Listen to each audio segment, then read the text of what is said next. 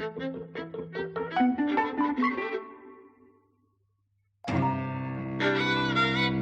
and welcome to Eavesdropping at the Movies. I'm Mike. And I'm Jose. And today we're talking about Creed 3. The first Creed film that we've done outright on the podcast. I think we did the other two as part of that big Rocky. We did all the Rockies. Creed's been a really big success. You know, so Rocky obviously has been going since the 1970s and it's had its ups and downs. And I think when we did the whole lot of them, it was the first time I'd seen a lot of the Rocky films. And I thought, wow, some of these are really, really terrible. But it had this upswing. I mean, I thought Rocky Balboa, which was the last Rocky film, was really good. And then they took on the Apollo Creed character's son as the new. It was sort of spin-offy. I mean, that's why it was given a different title, Creed, as opposed to Rocky. But that's become now the continuation of the series with Michael B. Jordan playing Adonis Creed, Apollo's son, and he interacts with Rocky and trains with him and so on. This is the first film that doesn't have Sylvester Stallone playing Rocky in it, and Rocky, in fact, is barely mentioned. He's not dead. I couldn't remember what happened at the end of Creed 2, and I checked just now.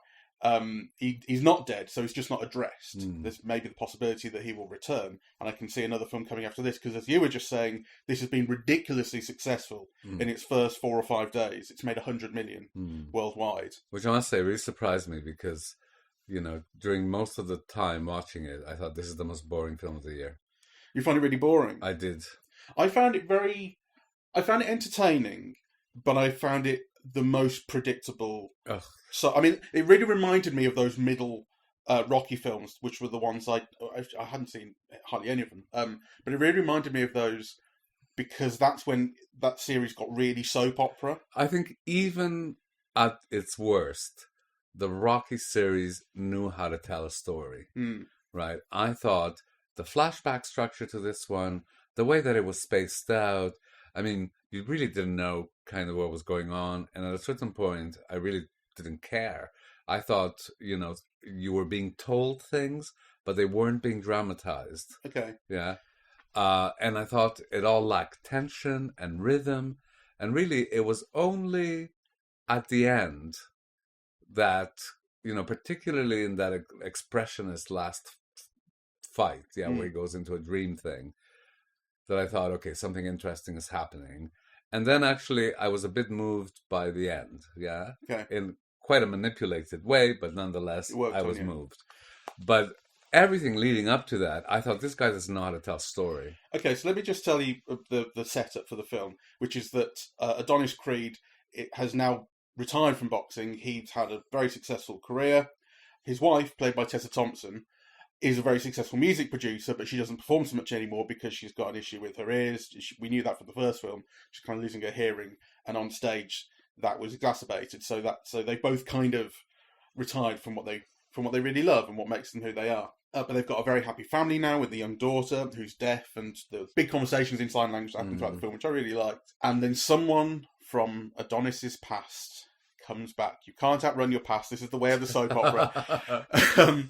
And you know, if once you meet this guy, if you kind of feel any surprise as to what happens, you're kind of a mug, because it's fairly obvious what's going to be going on with this guy. It is. But I won't say any more right now. Spoiler territory will be coming up. So you said at times you didn't know what was going on.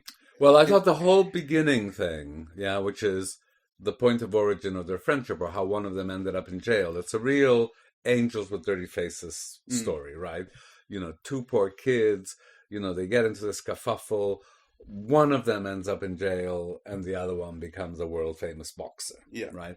And unlike in Angels with Dirty Faces, this leads to a kind of resentment. So, but that brief moment is really stretched out. So it's one flashback, but it's shown to you in what, 4 moments or 4 different moments? Well, it's the opening movement of the film. I mean, it's before the title comes up. It worked for me as setting up what this past that comes back is going to be. No, I thought it was really spaced out for too long. I didn't really know what was going on. I mean, did you get that that was the young Adonis? Yeah, eventually you get it, right? But at that moment, you are thinking, what's happening? Yeah. No, I must say I got that right away because you're introduced. Well, you see the mother character for one thing. Yes. I think she calls him Donnie, although not necessarily to remember that, because I just remember him as Creed. Halfway through the film, I remembered his name is Adonis. But also because, like, the computer on his desk is a very old computer. I'm like, No, right, no, this isn't happening in the modern day. I knew that was happening. I knew that was him. I knew that was like Sure. Adonis, but I just didn't know what was happening. Right. And there is a flashback, then it returns to the present, and flashback, and it returns to the present. I didn't like that at all. Okay. I thought it didn't work. But I think it's more throughout the first hour and a half of the film, or hour and 15 minutes, I just thought that you were being told things in quite a smug way, yeah? But it wasn't being dramatized. I didn't know what the tension was, yeah? So, the wife would tell him something about not holding back on the past, and you think, well, yeah, it's like an episode of Oprah rather than... Well, this is where it was reminding me of soap opera. It was telling and not dramatising so much, and it's very much about the kind of family dynamics. And I mean, in a way, that became a lot of the charm of those middle Rocky films, was that it was like the next episode of the family story, and someone else comes back, and we have another fight to express it. It had kind of a certain charm. And here it had a certain charm as well, but it's not good. No, it's terrible. I mean, and the other thing, just in defense of Stallone, he's a really pulpy filmmaker, but he's got verve and he's got rhythm, and he moves to an emotional beat. I thought this film, even those montage moments where they're in training, you thought, what's the rhythm on this? How is it tied to the music? Is it meant to pop you up? I thought all the editing was off. It didn't build into anything. I really thought the storytelling was atrocious. Do you think that carries on with the fights? How do you think the fights? No, the fights I thought were wonderful. Yeah. Yeah. Oh, wonderful. It's not Scorsese or anything like that. It's not, you don't feel a kind of a depth of emotion when watching those fights. But at least they move, right? I mean, I found them really effective. I was with them. They are effective. I was like clenching my teeth. Yeah. I did too. I never feel like, I wonder what's going to happen. It's not telling the story to the extent that I'm really in any doubt as to what the outcome will be. And when you get to the final fight, and of course they go to the 12th round, like every fucking film goes to the 12th round. You can't just have a knockout in round 3 or something, And well, the one thing I liked more about this than a couple of the previous fights, I mean, I really like Rocky Balboa and I really like Creed, the first one. I don't remember Creed 2 so well, but the issue that I have with the fights at the end of those is when they finish, there's all this fucking hugging between the fighters and all this, you've earned my respect, you're a great fighter. And I'm like, because those fights were about like the new guy proving themselves, or in fact with Rocky, it was the old guy proving himself. And the thing is, I'm not a big fight fan, but that kind of hugging and expressive, you're a great fighter, no, you're a great fighter, that carried over into real life boxing. Like they thought they were in a fucking Hollywood movie. Really annoying. I want to see a grudge match. And here, this is a grudge match. This is, and it's really, it's really well, this has its own drama. It's spectacle. You really feel the punches. Yeah, it's got tension. It's got suspense. You are curious as to, kind of what's going to happen. Everything that the film lacks in all the other scenes is visible in the fights. I did really like it. And I love the expressionist bit where they go into a dream of the past. And, I love the way that was visualized. The prison bars come up. Yeah. I thought, is this cheap or is this good? I couldn't tell. But I was with it, I guess. Yeah. I did like how the crowd disappears. Yeah. One thing that you're thinking, I guess, when you're making a boxing movie is, how am I going to do something different to all the other boxing movies? There have been thousands.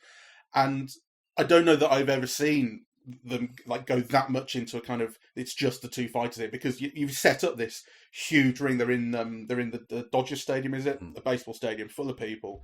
And if very smoothly done in a cut or in a kind of transition, the crowd goes away and it's just the two fighters. Yes. And I thought, I do like this, actually. I liked it. It is, I suppose, your question of, is it cheap? Is it cheap? It kind of is. It kind of is, yeah. But, at least it's some imagination and it's metaphor, and you are in their heads, and you understand and you feel, right? Which was not the case with me, like, for most of the film. I really thought, I really love Felicia Rashid. Yeah, obviously I remember her from Cosby. She's the mother. But I did think that at many moments she's more an attitude than a person. And actually, I felt the same with the wife. Kind of, this knowingness, forgiving, perfectness. It's an attitude. It's like you never sense there's a real person, like, there, right? And I thought that was true of, like, the film as well, the way that it was being told. It is a series of attitudes of how, you should behave. And that includes, actually, the whole family reunion in the boxing ring at the end, right? It's like, it's all about family and so on. Well, like, you've just finished a fucking boxing match. You should be in the hospital or bleeding somewhere, right? Or with some blonde, right? Like, well, I mean, I said to you, he's just become world champion again. And what happens when you're world champion? Everyone leaves you alone. I don't think, And actually, one thing I was thinking during the fight as well is by the time you get out of that sort of dream sequence or kind of altered reality, and you're in the 12th round all of a sudden, they hardly look injured. Like they should be battered to fuck. There's there's a bruise and a bit of a cut on a nose. I mean, is it just keep me looking pretty sort of thing? I don't know. They should be absolutely destroyed by that point. I thought, I really love Michael B. Jordan as an actor. Yeah. Right. But I really think he's got no talent as a director. He's got no rhythms. He doesn't have a visual sense, and he does himself a disservice as an actor. Because there's no humor. Yeah, kind of, there's not a joke in the whole thing, really. Kind of, and the only sense of energy and something that could be construed like that is the villain. Jonathan Majors. Jonathan Majors, who is terrific. I don't think I've seen him before. And I thought, my God, this guy's a star. He's so alive on screen. Right. I don't think I've seen him either. He's the new villain. I think he's going to be the new main villain, like the Thanos equivalent in the new Marvel phase. So he's in Quantumania, which is a new Ant-Man, which we haven't seen. But Matt saw it and he was telling me about him, and he said, like, he's the bright spark in that film. Yeah, well, he's the bright spark in this. I mean, he makes the film for me. Right? Yeah. Also, whoever did the casting is very good, because the young man who played his younger self... They have a real likeness. Yeah, and I thought he was very good as well. Yeah. Yeah. And a real charisma, though actually the younger man is more conventionally handsome, whereas, the older one has, like, this real combination of, like, ugly, attractive. Yeah, like... It's what 18 years in prison will do to a man. Well, he feels alive, and he's got an energy, and he has a wit to the performance, right? Yeah. He's always doing something, and he's always doing something that's in character, which is not the case with Michael B. Jordan. Yeah. Who only acts his big moments, right? But there's these scenes in the ring, where it's in a wide shot, and you see Jonathan Majors, kind of doing things with his feet, and kind of, trying to keep moving. And like, you could see the tension in him. And he brings this whole energy that Michael B. Jordan doesn't. I really loved, I thought he was the best thing in the film. Yeah, yeah. And I don't mind their reconciliation at the end as well. I mean, I know I said that the thing about those previous ends to fights is that it's all about you're a great fighter and all that, and I don't like that. And here it has. I wondered whether it would do that. They share a look in the ring, and I'm going, is it going to be? It happens in the ring, but no, actually, their reconciliation, and it's a real reconciliation to a story that they go back a long way. So it's not like they're just the new fighter versus the old fighter. It goes back a long way, and they just sit together on their own in the changing room and they talk. And I thought actually it makes sense. It really works. That aside from the final boxing match, yeah. That's the only bit of the film that really worked for me. Is that the bit you were saying? It moved me. Moved you? Yeah. Not the fighting with the daughter in the ring at the end. Right. But that bit where, they are in character and they are kind of, forgiving each other. And, that whole discussion where we were children and that was the world that we were in, and it's not on you. And then the other guy says, well, it's not on you either. I actually found that very moving. I did like it, although I did think, and he says, Adonis says, I never came to see you when you were in prison. I never checked up on you. I never followed you. I abandoned you. Yeah, that's on me. And then he goes, that's not on you. And then Adonis goes, that's not on you either. I'm like, someone else just has to come in and go, well, it's not on you. It's not on me. Okay, we can only it wasn't the best written scene, I didn't think. I don't think some of the dialogue is the greatest. But I like the kind of earnestness of it. Yeah, I thought that, well, anyway, it moved me. Yeah. I know I was being manipulated, but actually it hit on something that I recognize as, I don't know, true or worthwhile, or it had Yeah. kind of drama and it responded to the situation, and it hooked me. I don't want to make any great claims for it, but that was the only bit of the film that Yeah. worked on me, except for that final boxing match. And really, some of the things were just atrocious. Like the whole training montage. I mean, if you see, you have seen the previous Rockies. Yeah. Like, they're fun, they've got a song over it, you see the muscles glisten, and it is just there as pure spectacle. But it's got a rhythm, and it builds, and it puts in a joke or two. This one, it seems like all scattered all over the place. Even the bit when he's, pushing an airplane doesn't get a laugh. I mean, and I think it should, Yeah. It's terrible. I think it has some effective ability to build. When the training montage goes into the introduction to the fight and the fight is coming out, and then obviously, ring entrances are their own spectacle in real life. So the film doesn't need to kind of invent much about that, but it does, and it has the thing with the actually it was the earlier fight where the Mexican boxer is introduced in Calavera. But again, if you compare that to Apollo Creed's entrance. Right, in the early Rocky films, I mean, it's just not comparable. Okay, Well, I still think it worked. It had, and also the thing is, I mean, when we saw Avatar in the IMAX in London, and we had those special trailers for special IMAX movies where they said we filmed this on IMAX and interviews with the director, and Creed was one of them. And I don't know that they filmed it on full IMAX, but they filmed it with kind of IMAX like licensed or camera.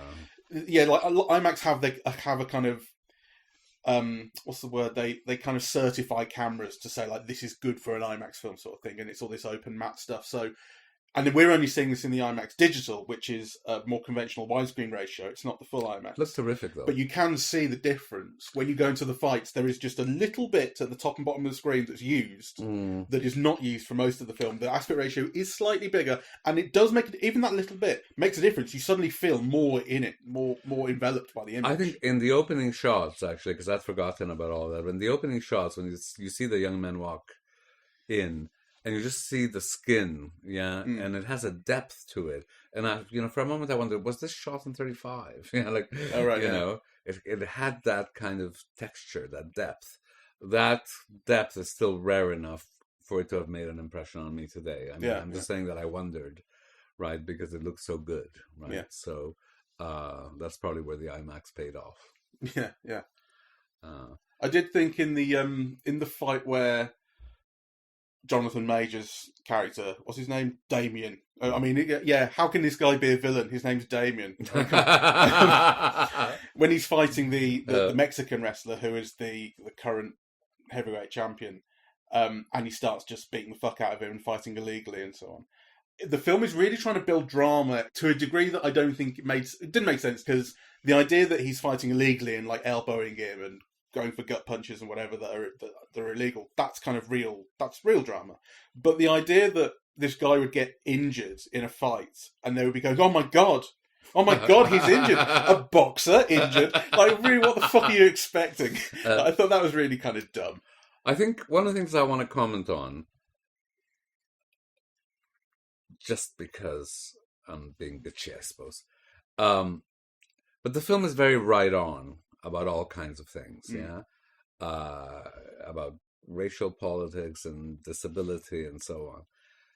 And one of the things that I thought was not thought through was, in the final fight, the good guy is all in white, wearing gloves, white this, and the bad guy is all in black, right? And you think, you should have thought this through a bit better, right? Mean, that feels very deliberate. That's like the cowboy movies of old, the white hat and the black hat. I know, but the cowboys movies of old weren't race conscious. Thinking about how, blackness is always associated with evil, right? Whereas actually you would expect Michael B. Jordan to be more mindful of those things.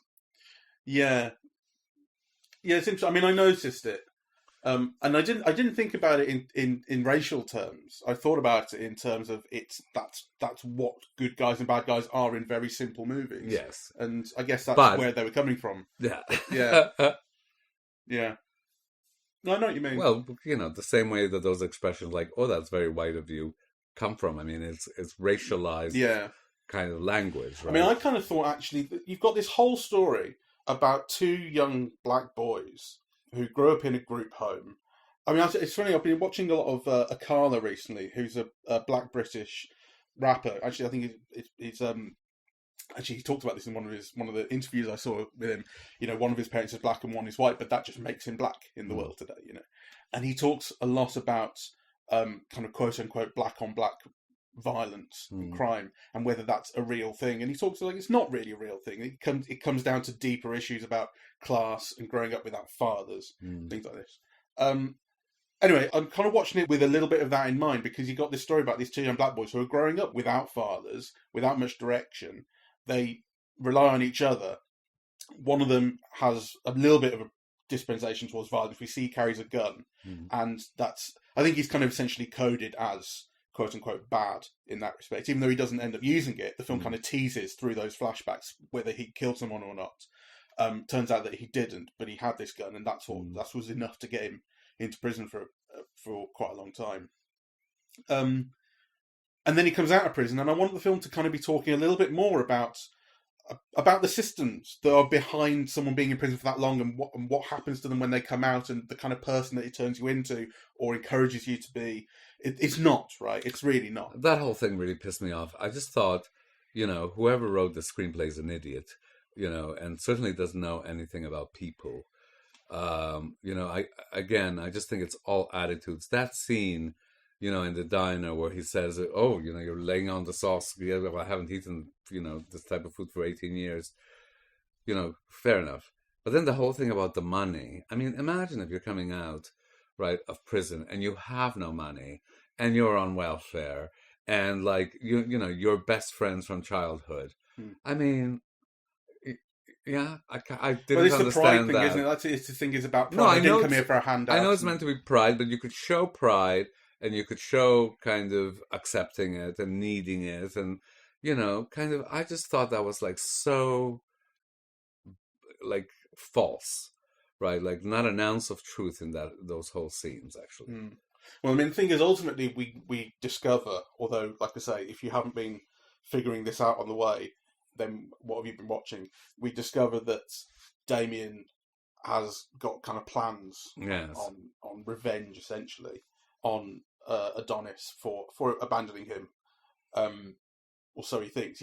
We see part of this thing about the letters that Damian was sending from prison that Adonis's mother never let him see. But then we also get this thing at the end, even with regards to those letters, I didn't come and see you, I didn't do this, I did abandon you. So there's kind of shared blame. Also, we don't know what those letters say. I mean, which again is such a missed opportunity in terms of a screenplay. I mean, are they blaming him? Are they beseeching him? Are they saying, come and visit me? You don't know. Yeah. Right? Might there be some narrative arc to those letters? First, how are you? Then, you fucking bastard, right? Like, nothing, Yeah, that's true. I mean, that's terrible storytelling. We see the mother show him that she has these letters, yes. But we don't get a sense of what I thought that was disappointing as well. But yeah, so the thing about the money in the restaurant at the start and kind of turning it away within the context of the film, within the type of story it was telling, the way it was telling its story in these very broad terms, I didn't have a problem with it, because the fact that he rebuffs the offer of the money, this is kind of what I'm saying about the more generally the way it portrays prison or coming out of prison and what it means to come from poverty and that sort of thing. It's incredibly broad and not that bright and not that interested in talking about those things in any depth. And to the extent that it is talking about those things, it's using them to express kind of big grand character things about pride and vengeance and so on. So it simplifies or even makes unrealistic, but kind of for its character purposes, if you see what I mean. Like, I kind of let it have it. I know. Well, I'm just being more demanding. I mean, I know where you're coming from, and obviously lots of people have bought into it. The film is very popular. I just think a better director and a better screenwriter would have brought more values to that scene. He might have been tempted by the money and turned it down. Or it could have been indicated that he wants something else from him, so he's turning down the money for something else, right? There are so many, and you could have shown all of those things happening simultaneously to make it more dramatic, instead of just this attitude, no, thank you, I'm too proud. Like, come on. But I think I see it as a long term, like he's ingratiating himself into his life, isn't he? Well, but actually, but is he playing him for that? Like, again, you could have added all these dimensions to that scene and just made it richer, and it just comes across as an attitude. So I really hated it. Mm-hmm. I mean, I hated it even too strong. I just found it like dull throughout and bad. Yeah, like, so I thought it was the direction was terrible. I thought it was really poorly written. I thought the actors were flat until the villain appears, right? Then he added some excitement. But I think it's a very poor film. I think it's the weakest in the whole series for me. Including all the other Rockies? Including all the others. I definitely don't think that. I mean, there were some real stinkers. This is the stinkiest of them all. Because I think even the stinkers had a kind of a pulpiness, it had an energy. Yeah, and and they flowed. Whereas I thought this was all like so static, even when it was moving. I thought the scenes had no rhythm. It's like, I think Stallone is a storyteller. Yeah. And I think Michael Jordan isn't. Not that I want to make any great claims for Stallone. No. What I also hate is too strong a word in this. But where this film also fails for me is that, the boxing films are all about class and masculinity, really. You get no sense of that here at all.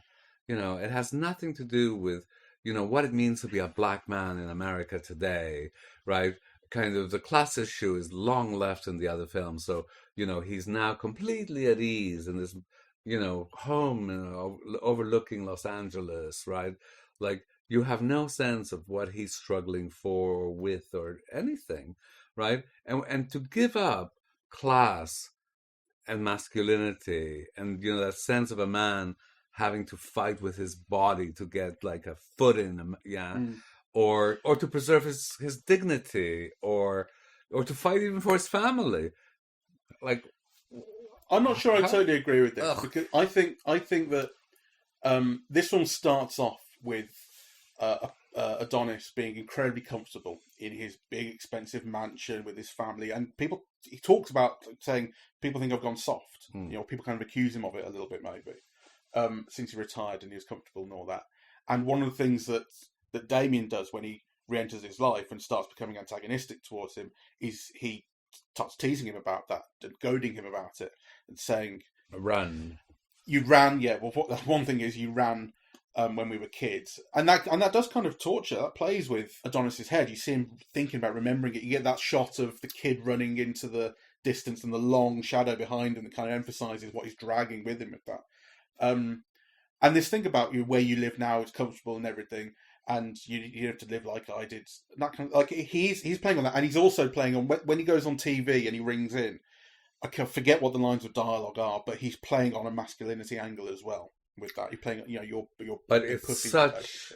I'm not saying it's clever. I'm saying it's there, sense. But it could be way better than if you think of like John Garfield in Body and Soul, where he's a Jew whose father has been shot by gangsters in his candy store, and then his mother's on welfare, and he's just trying to keep it all together, and the only way he can do it is with his body. And even as he's doing it, his mother is berating him for taking that path.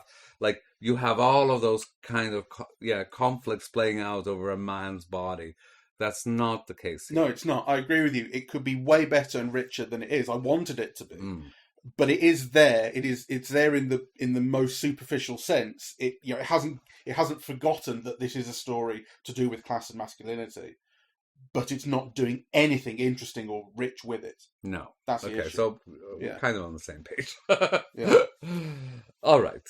Well, to me, it's the worst of the films in the series. Michael B. Jordan is not a storyteller, and he's certainly not a director. I can understand the film's popularity, though, because it's smart about putting all the best bits in the end.